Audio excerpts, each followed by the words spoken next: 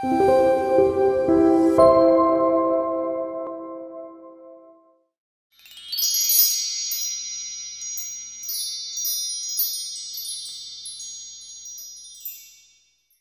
우리가 33장 오늘 하고 뒤에 34장부터 66장까지 한번 보는 시간 가지도록 하겠습니다. 이 33장을 보기 전에요. 먼저 우리가 이제 쭉 지금까지 어떻게 흘러왔는지 한번 잠깐 말씀드리면, 크게 가까운 과거로 봤을 때 24장에서 27장까지가 이제 이사야의 종말론이라고 하는 그 종말이 있을 그 일에 대해서 말씀하면서 범세계적인 심판이 있을 것을 말씀을 했습니다. 그러면서도 그 심판 가운데서도 의인은 하나님께서 꼭 구원함을 얻도록 한다는 그 약속을 주셨고요. 그 다음에 28장에서 29장은 북이스라엘과 남유다의 죄를, 특히 그 중에서도 지도자들의 죄를 지적을 했습니다. 네. 그리고 30장에서 31장 부분에서는 유다가 아수르의 위협으로부터 보호받기 위해서는 위에서 이제 애굽에다 사신을 보내는 이제 그런 것을 하나님께서 굉장히 못마땅해 하세요. 계속 하나님 봐라 그러는데 그 애굽을 의지하려고 막 사신을 보내는 거를 막 굉장히 자세하게 지적을 하면서 비난을 하세요. 그런 어리석은 그 애굽으로 인해서 수치를 당할 건데 어떻게 당하나 봐. 그러면서 30장, 31장에서 그렇게 말씀을 하고 계셨고요. 그 다음에 이제 32장에서는 어찌 보면 28장 이후로 주로 지도자들의 죄를 지적했는데, 그러면 백성들은 누구를 의지해야 합니까? 라고 이제 한다면은 거기에 대한 답처럼 32장에서는 그 이제 공의와 정의로 다스리는 이제 하나님을 의지하는 그런 하나님의 나라에 대해서 이렇게 잠깐 언급을 합니다. 그렇게 이제 32장이 지나고요. 이제 33장 이제 저희가 첫 시간에 구조 분석한 거에서 1장에서 33장까지를 이렇게 잘랐고요. 그 다음 34장에서 66장 잘랐던 기억하시죠? 그래서 이제 33장이 그 앞부분 일부 자르는 거에서 마지막입니다. 그렇듯이 이 33장의 그 맨 마지막에도 보면은 굉장히 그 소망의 메시지와 막 심판 말씀하시다가 소망을 말씀하시고 또 죄사함에 대해서도 말씀하시고 그렇게 끝이 나는 걸 보여주고 있는데요. 33장에서는 지금 우리가 28장 이후로 계속 재앙이 선포되고 있는 그 가운데서 유다가 여호와를 의지하지 않고 인간적인 방법으로, 특히 지금 여기서는 아수르를 의지하는 그 부분 때문에, 특히 그 배경으로 보면 히스기야 왕이 그 아수르가 자 우리가 평화하게 해줄 테니까 대신 조공 이렇게 바쳐, 금은 막 이런 거 막 바치라고 그러잖아요. 그래가지고 성전에 있는 금까지도 긁어서 바쳤더라 이런 거 있잖아요. 그렇게 했는데 그 약속을 아수르가 깨버려요. 깨버리고 결국은 또다시 침공을 해오잖아요. 이제 딱 예루살렘만 남기고 성읍들 다 무너뜨리고서 다 포위한 상태로 오는, 그 보면 역사적으로 보더라도 아수르가 속이는 자예요. 그런 지금 유다 같은 경우는 그렇게 아수르한테 그런 맛을 본 상태예요, 지금. 그런 역사적 배경 하에서 이제 33장이 선포된다고 보면 됩니다. 그 33장. 너 학대를 당하지 아니하고도 학대하며 속이고도 속임을 당하지 아니하는 자요. 이거 같은 경우는 유다를 학대하고 속이는 이제 아수르에게 선포하는 겁니다.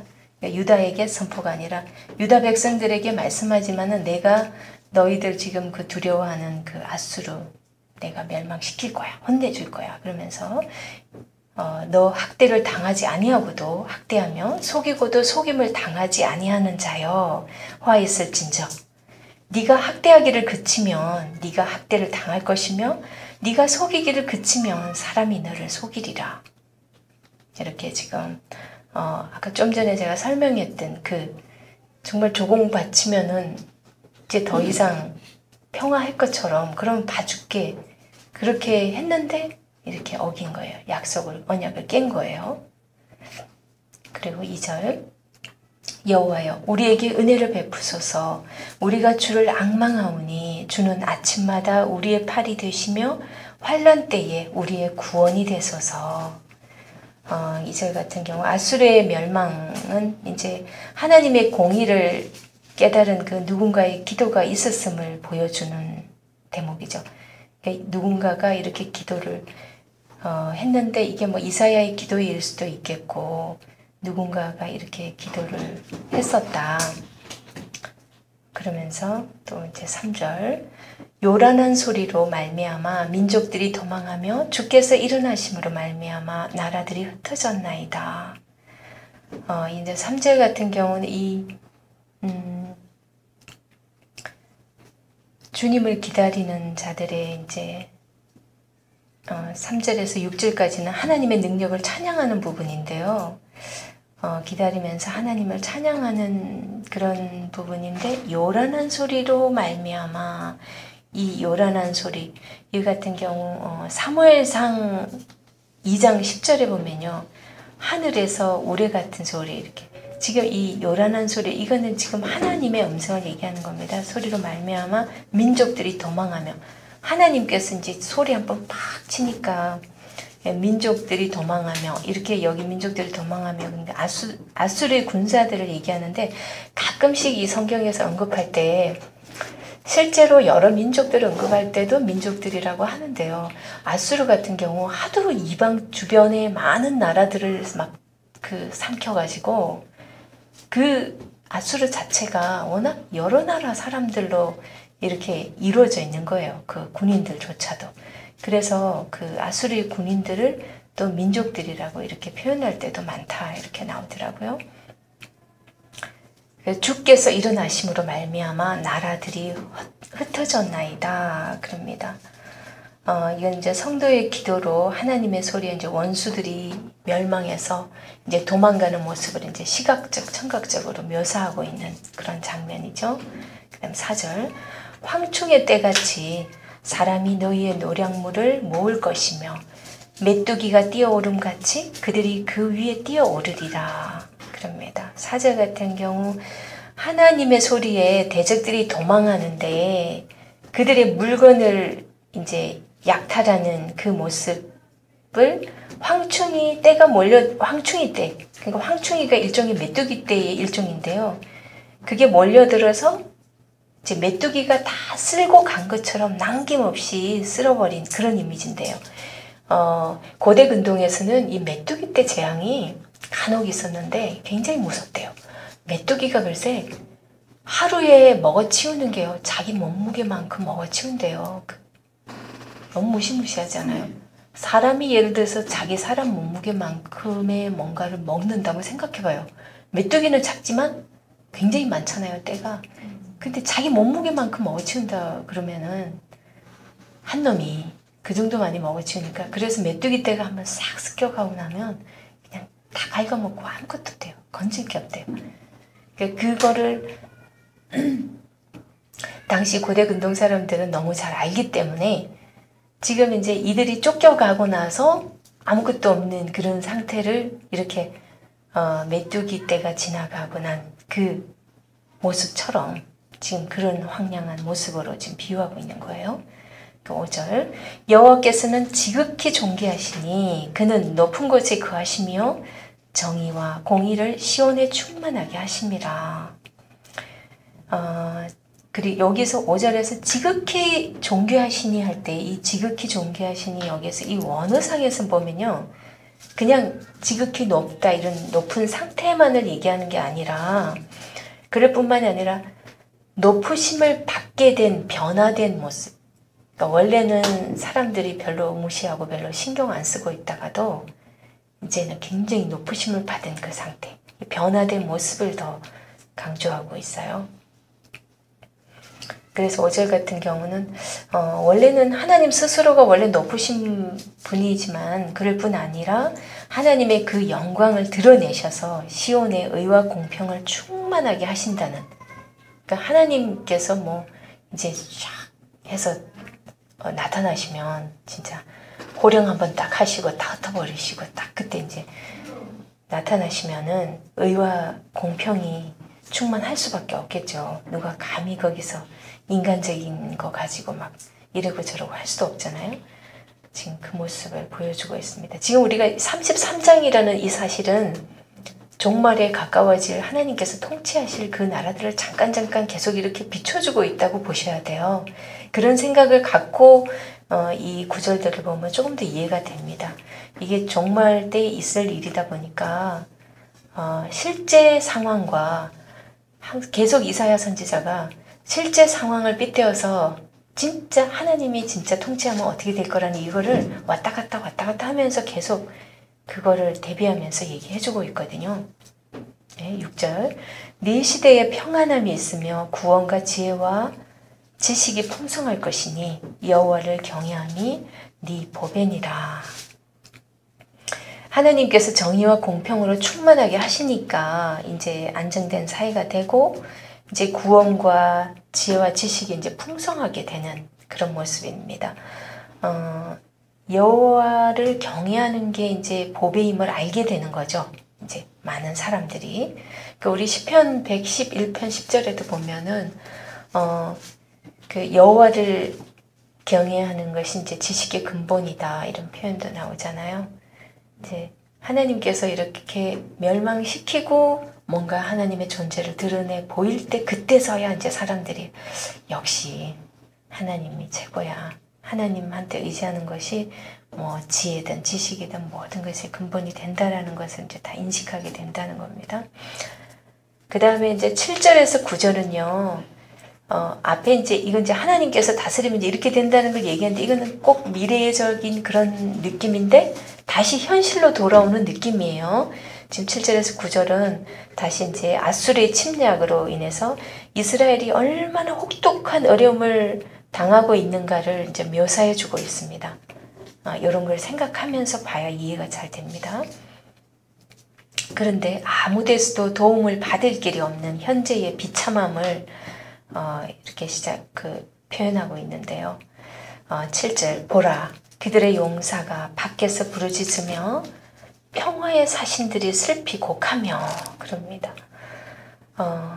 7절 같은 경우 평화 협상을 위해서 이제 사내립이 원래는 평화의 조건으로 금과 은 이만큼 갖다 바쳐 하면서 우리 왕하 18장 14절이죠.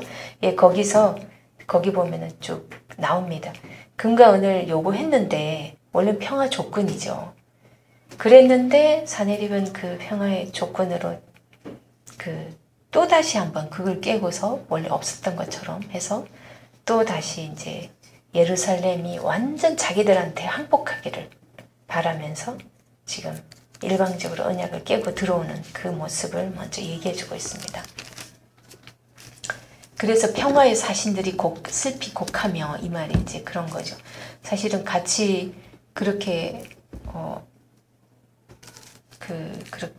그 평화를 위해서 이렇게 왔던 그 사신들이 그 사람들과 또 우리 이쪽에 그 유다 쪽의 사람들하고 그렇게 맺었는데 이들이 그냥 자기 마음대로 깨고 그러니까 그들이 슬피 곡한다는 겁니다. 그 다음 8절 8절 같은 경우는 이제 아수르의 침공으로 유린당하는 이런 모습인데요. 대로가 황폐하여 행인이 끊어지며 대적이 조약을 파하고 성읍들을 멸시하며 사람을 생각하지 아니하며 이제 완전 마구 짓밟는 모습입니다.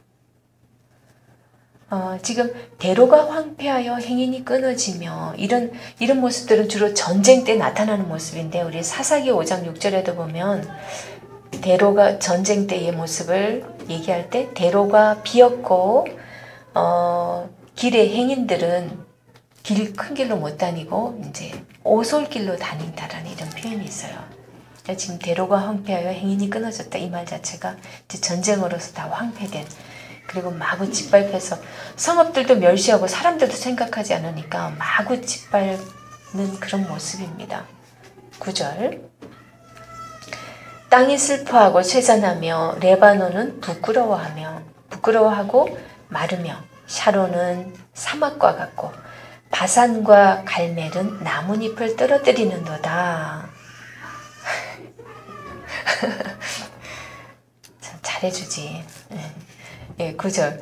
여기서 그 레바논, 샤론, 바산, 갈멜 이 네 군데 이것은요 비옥한 땅으로 아주 유명한 곳이에요.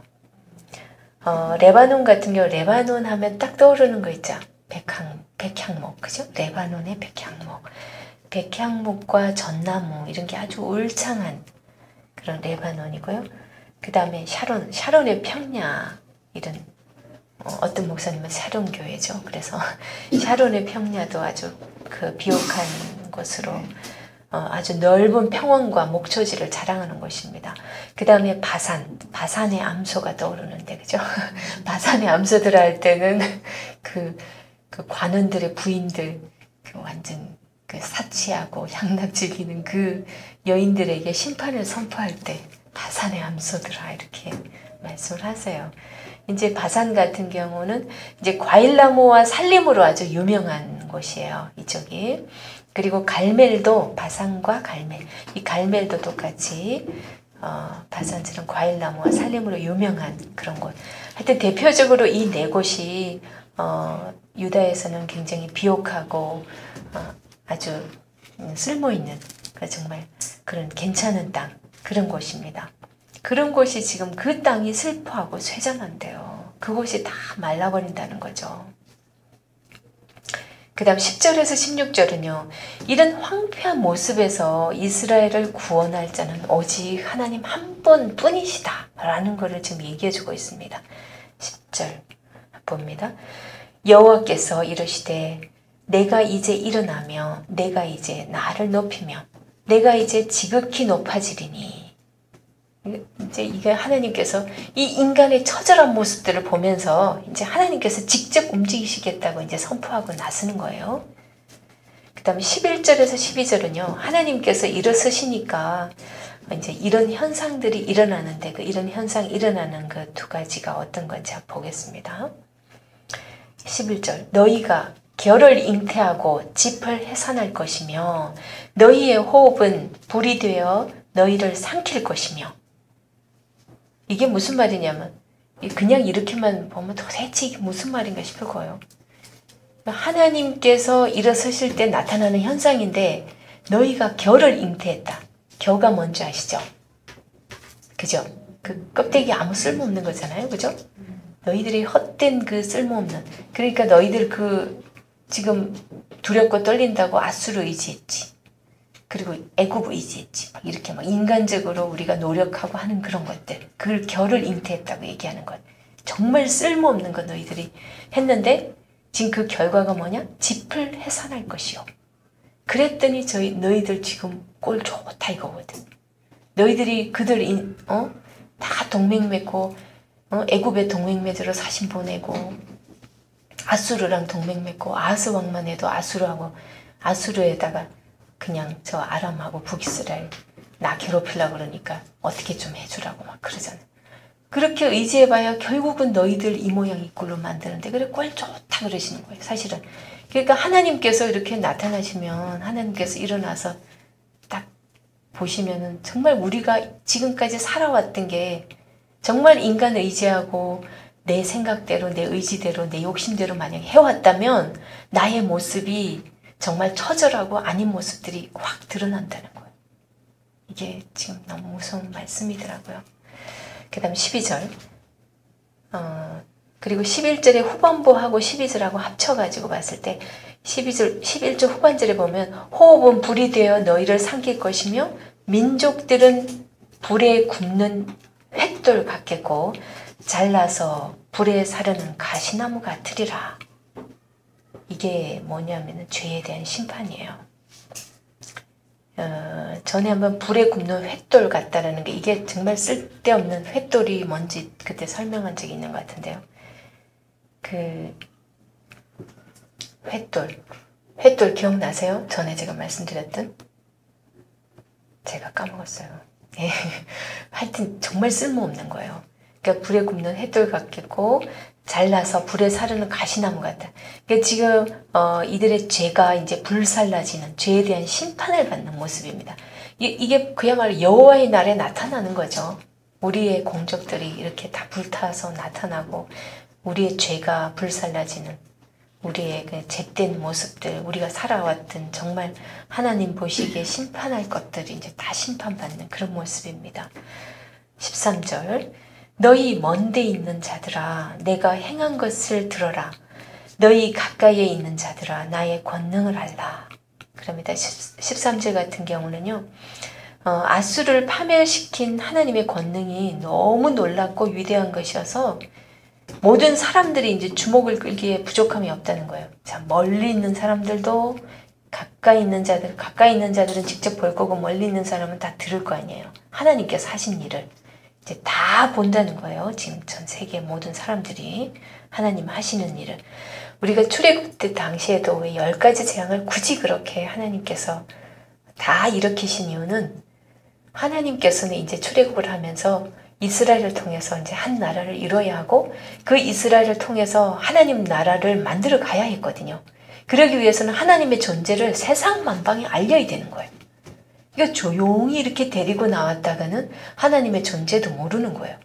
그러니까 하나님께서 그 10가지 재앙을 다 일으키는 동안에 소문이 다 날 거 아니에요. 그 당시 애굽이 최고 강대국이었는데 거기서 이스라엘 백성 끌어내면서 일부러 그렇게 그냥 다 10가지 재앙까지 다 가도록 일부러 했다 그러면 또 모세의 강팍함은 그럼 하나님이 다 줬냐? 하나님께서 물론 모세의 마음을 강팍하게 하사 이런 말도 있는데 실제 원어상에는 그냥 내버려뒀다고 나와 있거든요. 모세가 아니죠. 바로죠. 잘 지적해줬어요. 이렇게 생각은 바로라고 생각하면서 입은 모세라고 말하는 거예요. 네, 맞아요. 이해하시죠?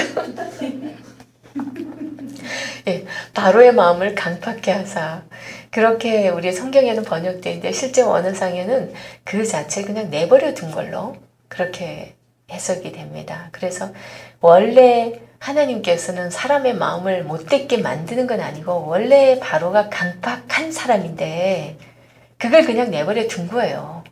내버려 둔 거고 10가지 재앙을 통해서 세계 만방에 하나님에 대해서 알게 하고 이스라엘 민족들을 하나님께서 끌어내는 모습들 그때부터 이제 짠 시작이잖아요. 그 전까지 막 준비해서 인구가 그만큼 이제 다 준비되고 이제 끌어내서 이제 하나님 나라 지금부터 시작이다. 그러면서 우리 그 시내산에서 가서 율법 주기 전에 너희들은 내 소유가 되겠고 그러면서 너희들이 제사장 나라 거룩한 백성이 되겠느냐? 그래서 되겠습니다. 그렇게 약속받고 그렇게 이제 율법이 주어지고 그 하위법들 다 어떻게 살아요? 그럼 제사장 나라로 살려면 어떻게 살아야 될지 그걸 다 주셨잖아요. 지금 그러니까 이것도 마찬가지인 거예요. 지금 하나님이 하시는 일들을 전 세계들이 이제 다 볼 거라는 거예요. 14절 시온의 죄인들이 두려워하며 경건하지 아니한 자들이 떨며 이르기를 우리 중에 누가 삼키는 불과 함께 거하겠으며 우리 중에 누가 영영이 타는 것과 함께 거하리요 하도다. 그럽니다. 이게 시온의 죄인들도 아수르와 다를 바 없이 불법한 이 시온의 죄인이라 그러면요. 그러면 그냥 죄인은 뭐고 시온의 죄인은 뭘까? 유다 사람들. 이방에 대한 멸망을 계속 말씀하시는데 이제 듣고 있는 사람들 유다 사람들이잖아요. 그러면 너희들 중에서 정말 진짜 악을 범하고 죄 가운데 있는 사람들 내가 어떡할까? 이제 그들에게 또 말씀을 하는 거예요. 시온의 죄인들은 이제 진짜 불경건하고 경건하지 않고 정말 그 불법을 행하는 그런 사람들을 얘기하는 거예요. 지금 오늘날로 말하면 교회는 다니지만 예수님을 믿긴 믿어. 근데 정말 하는 모습이라고 보면 야, 저 사람 진짜 예수 믿는 사람 맞아. 세상 사람이 봐도 정말 저 사람은 아니야 하고 고개를 내두를 수 있는 그런 모습의 그리스도인들. 그리스도인이라고 부르기도 좀 부끄러운 거죠. 그러니까 그런 예수님을 믿는다고 하면서도 그런 사람들에게도 이제 지금 멸망을 같이 선포를 합니다. 시온의 죄인들이 두려워하며, 그러니까 이제 이런 걸 보고서 두려워하죠. 경건하지 아니한 자들이 떨며 이러기를 우리 중에 누가 삼키는 물과 함께 거하겠으며 우리 중에 누가 영영이 타는 것과 함께 거하리오 하도다. 이들이 지금 자기네들은 아닐 것처럼 얘기합니다. 15절 그게 이제 누가 그럴 거냐 이렇게 얘기하니까 앞에 질문에 대한 이제 과연 그러면은 그렇게 불 가운데 거하지 않고 그렇게 심판 가운데 거하지 않는 사람은 그러면 누구예요? 라고 누가 질문을 했다 쳐요. 거기에 대한 대답처럼 15절이 얘기되고 있는 거예요. 오직 공의를 행하는 자, 정직히 말하는 자, 토색한 재물을 가증히 여기는 자, 손을 흔들어 뇌물을 받지 아니하는 자, 귀를 막아 피 흘리려는 꾀를 듣지 아니하는 자, 눈을 감아 악을 보지 아니하는 자. 여기서 토색한 재물을 가증히 여기는 자, 이거는요 다른 사람을, 약자들을 좀 착취함으로 인해서 생긴 돈이에요. 그렇게 번 돈, 그런 재물을 가증히 여긴다. 그런 재물, 이렇게 부당한 소득 그런 거 안 챙기겠다는 거예요. 지금 이 15절 같은 경우는 시편 15편 하고 시편 24편 3절에서 6절에 이런 자들에 대해서 나오거든요. 한번 참고로 보세요. 시편 15편, 그 다음에 시편 24편 3절에서 6절, 24편 3절에서 6절, 시편 15편하고. 그래서 이런 자가 가만 보면 여기 요렇게만 살면은 진짜 정말 손이 깨끗할 것 같아요. 이런 자들은 손이 깨끗하죠. 하나님이 원하시는 자입니다. 그 다음 16절, 그는 높은 곳에 거하리니, 이런 15절에 이런 사람이 그는 높은 곳에 거한대요. 이 높은 곳은 하나님이 거하시는 곳입니다. 거하리니 그런 이제 의인들에게 어떤 그 삶을 살게 될지, 이런 의인들은 어떤 삶이 보장되는지 한번 봅니다. 견고한 바위가 그의 요새가 되며 그의 양식은 공급되고 그의 물은 끊어지지 아니하리라. 우리 15절처럼 사는 이런 사람들은 견고한 바위가 된다는 것은 힘들고 어려울 때 이 바위는 피난처거든요. 하나님께서 그 피난처가 돼주시는 거예요. 그 다음에 요새가 된다는, 이것도 이제 피난처죠. 그 다음에 지금 양식과 물이 나옵니다. 이 양식과 물은 이렇게 표현했지만 그냥 뭐 먹을 거 이 정도가 아니라 우리 인간들이 생활하는데 필요한 모든 것의 총칭으로 보시면 돼요. 양식과 물. 그래서 이 양식과 물이 끊이지 않는데요. 그래서 정말 우리가 15절처럼 이렇게 이런 삶을 살 때 우리에게 정말 필요한 것들도 다 하나님께서 알아서 공급하신다는 증거입니다. 이렇게 하나님께서 말씀하고 계시니까요. 그리고 이제 17절에서 24절은요, 이 앞에서 이제 언급한 경건한 자들이 이제 누릴 미래의 모습을 얘기해주고 있습니다. 봅니다. 17절. 네 눈은 왕을 그의 아름다운 가운데에서 보며 광활한 땅을 눈으로 보겠고, 야, 이것만 봐도 굉장히 좋습니다. 그죠? 이제 이거는 이제 이미 완전 전쟁을 끝낸 이제 그런 모습이 연상이 되죠. 그 다음 18절. 네 마음은 두려워하던 것을 생각해내리라. 계산하던 자가 어디 있느냐?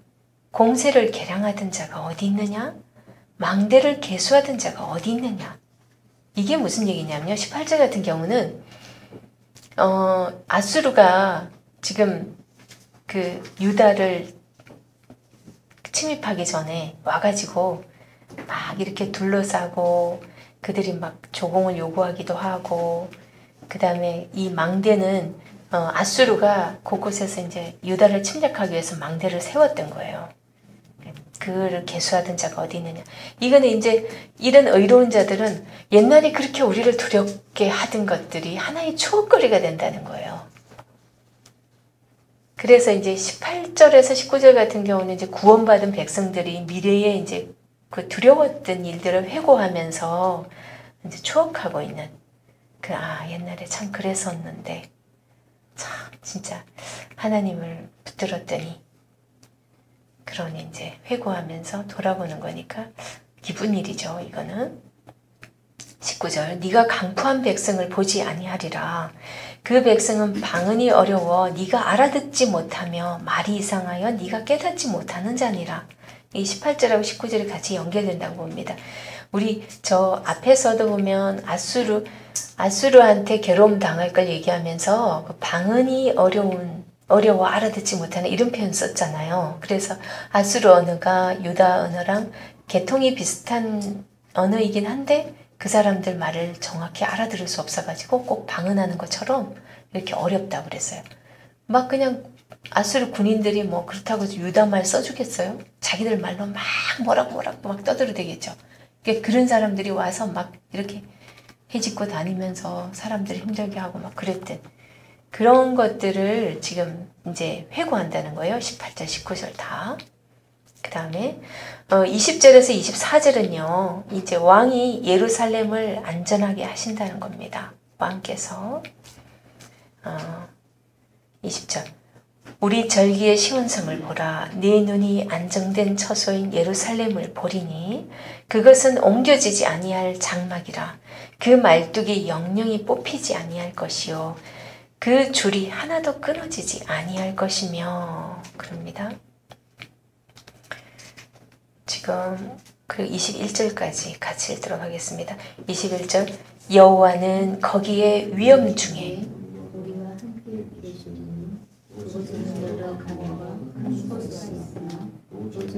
배나 큰 배가 통행하지 못하리라.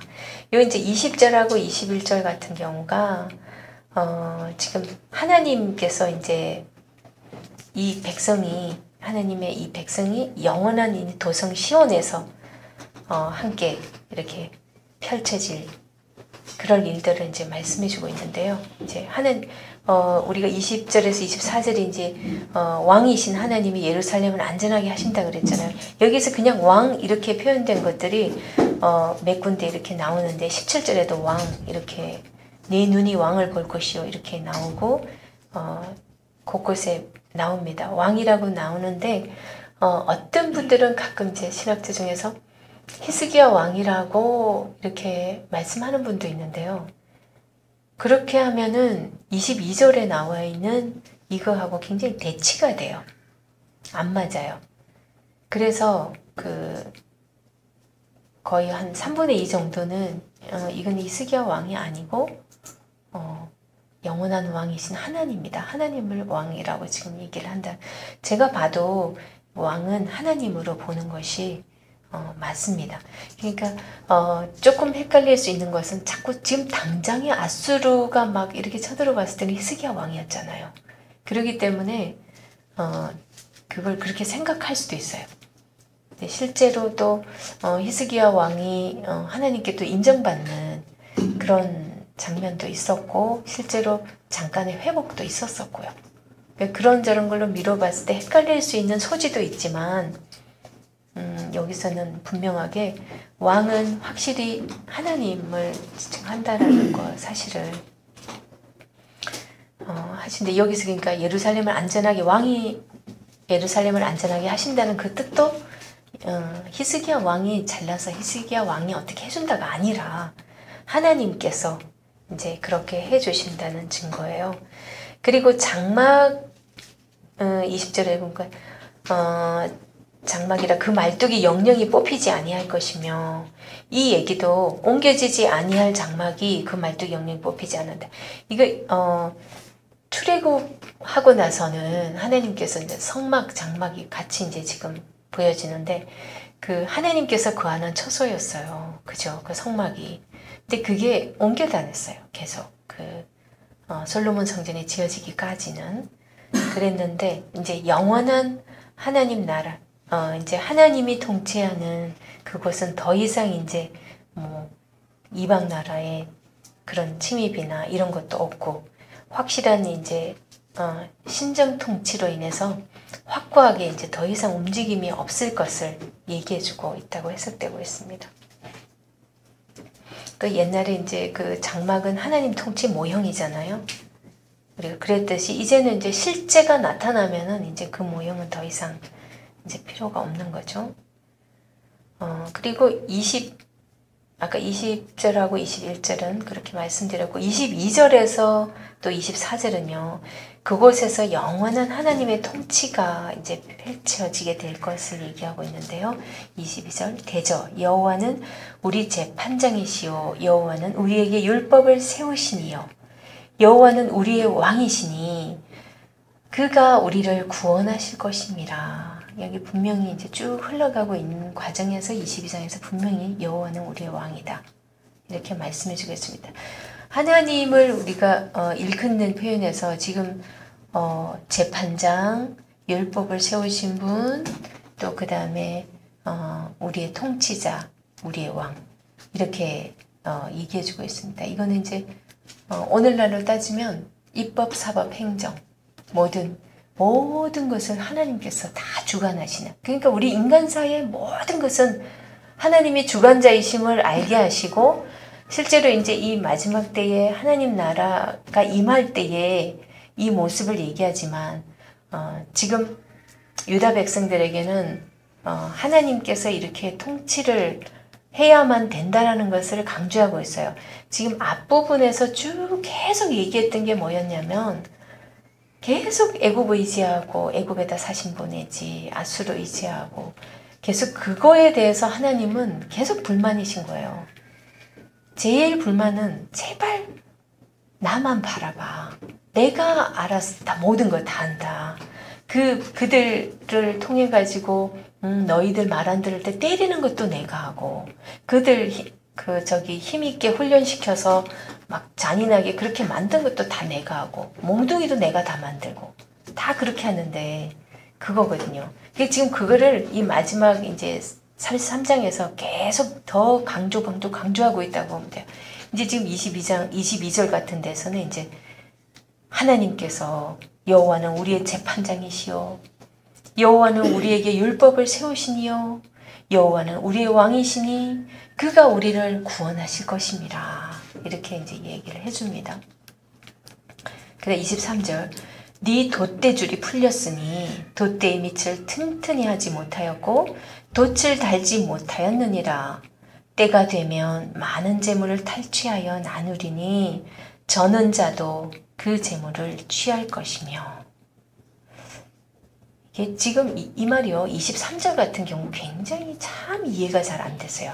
몇 번을 읽었는데 정말 이해가 안 됐어요. 그래서 주석들도 여러 개 이렇게 같이 비교해서 보다 보니까 이게 무슨 얘기냐면 유다의 배가 정비도 제대로 안 되어 있는 상태에서 아수르가 쳐들어왔는데도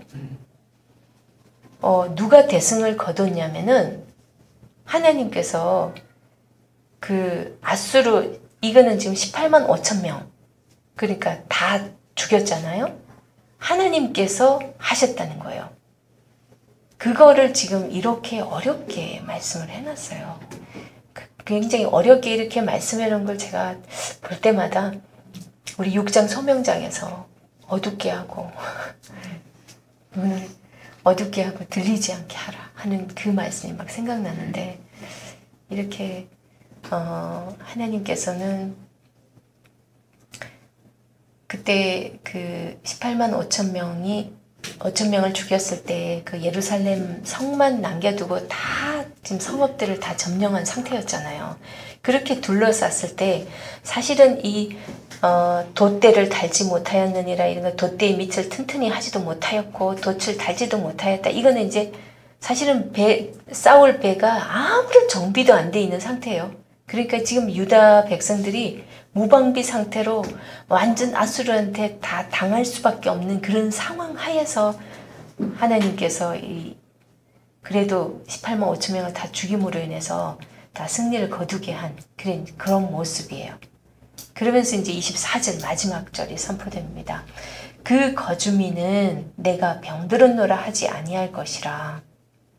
거기에 사는 백성이 사죄함을 받으리라. 그럽니다.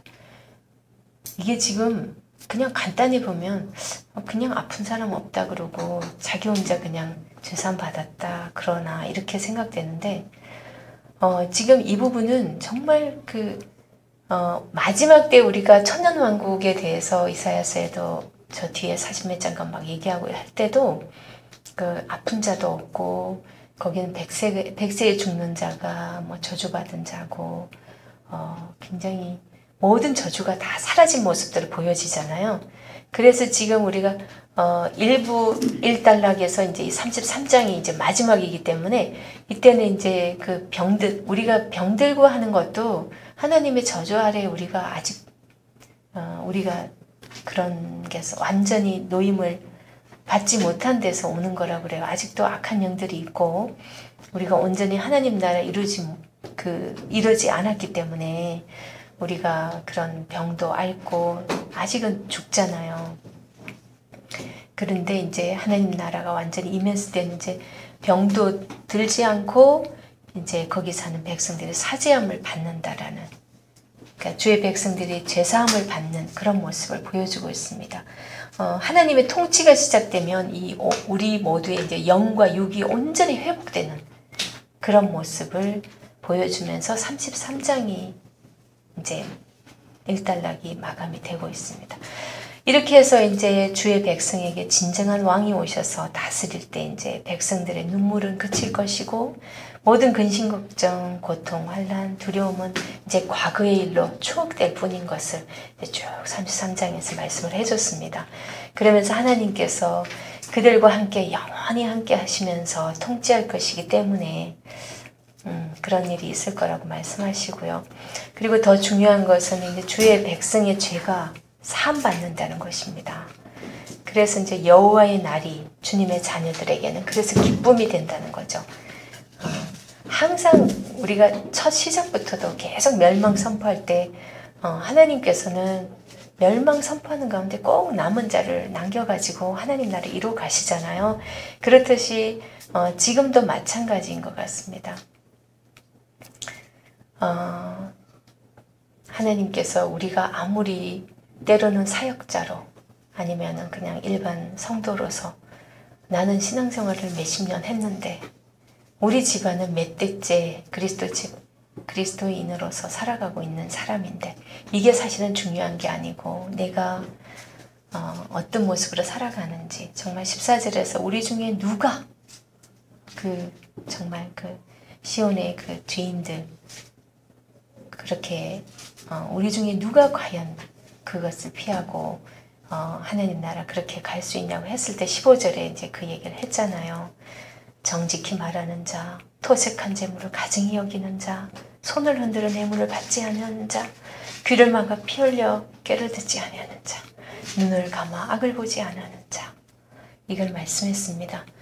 그리고 우리가 지지난 시간에 잠깐 이렇게 살펴봤던 우리 이사야 5장에서 나오죠. 그 포도원 노래에서 극상품 포도나무를 심었는데 너희들이 들포도를 맺었구나 하면서 하나님께서 우리에게 그냥 탄식하듯이 하시는 말씀, 저는 그게 늘 내리 속에 있거든요. 그래서 오늘 특히나 이제 이사야 강의 마지막을 마감하면서 하나님께서 이스라엘 백성들에게 말씀하셨던 그 들포도, 그게 들포도가요, 우리가 욕심도 있고 교만도 있고 방탕한 모습도 있고 그리고 뭐 잘못하는 왜곡되고 부정하고 이런 것들 다 있거든요.